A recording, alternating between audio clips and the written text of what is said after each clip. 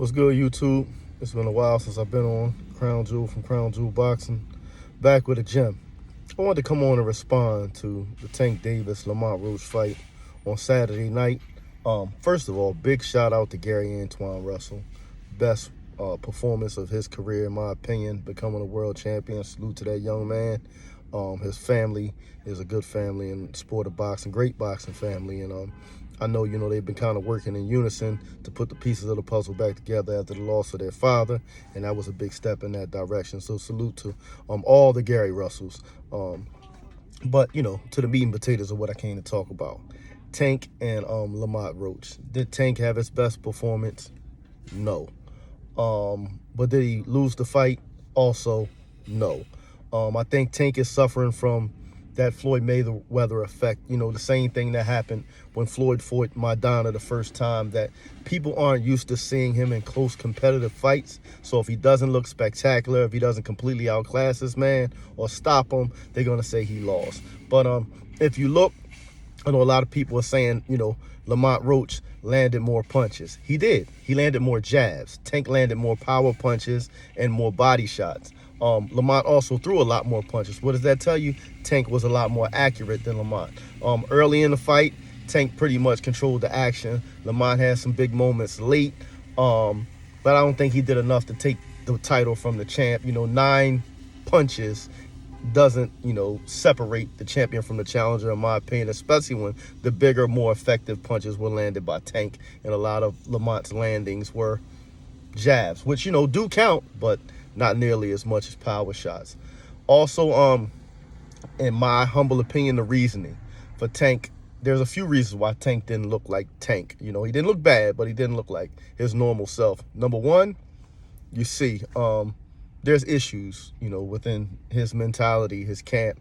It's evident. You remember back when they first started having rumors about him not training with Calvin Ford, when Bill Haney put it out there saying that he fired Calvin and all this and that, and he said Calvin's pops, he'll always be around whether he trains me or not.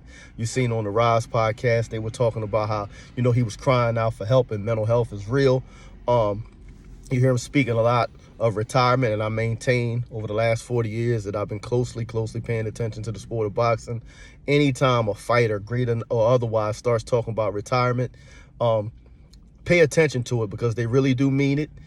It's imminent, and their performances will start to slip, because boxing's not one of those things that you can be great at and be 1 foot in, 1 foot out.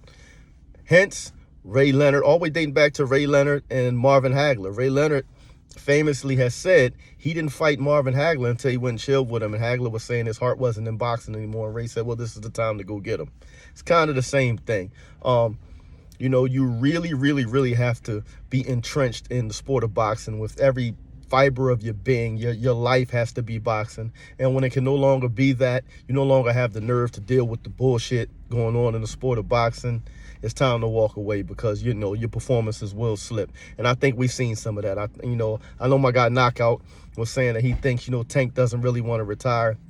I beg to differ. When you hear a fighter start speaking of that, often it's on their mind. And it's hard for retirement and walking away to be on your mind, and you still to be giving your 110% in the interim. You know what I'm saying? I'm not saying it can't be done, but it's extremely hard. Like, it's almost like, the last few days of work when you're about to go on vacation. You're already on vacation in your mind, because you're looking to get towards it. And, so your work may not be as effective as it would normally be, because you're just not as enthusiastic about the actual work, because the actual goal that you have in mind is vacation, or in his case, retirement, walking away, finishing your work. So, that's really all I had to say about it. I do think Tank won the fight. I think he won a narrow decision. We can't call a draw a robbery when 9 punches, differentiate between the two fighters.